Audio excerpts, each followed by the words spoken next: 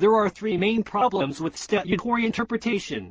Faulty assumptions are labeling a meaning of a certain piece of text as the incorrect meaning through interpretations.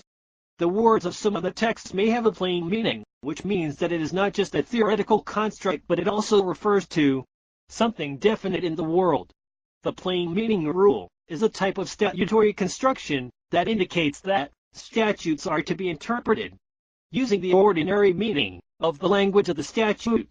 Also, if the text is not plain, interpretation must be used to determine the meaning.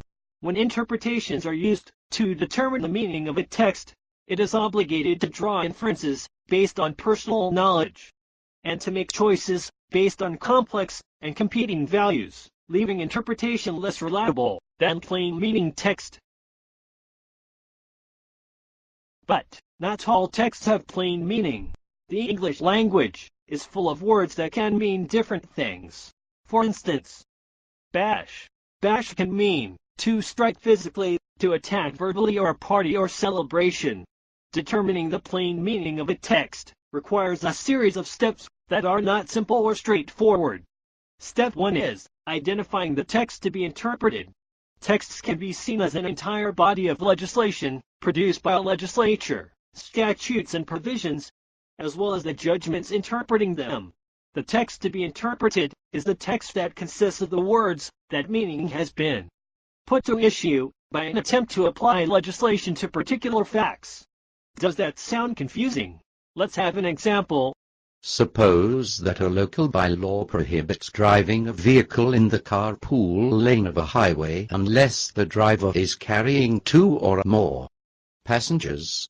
Then suppose that you drive a hearse in the carpool lane accompanied by only 3 human corpses.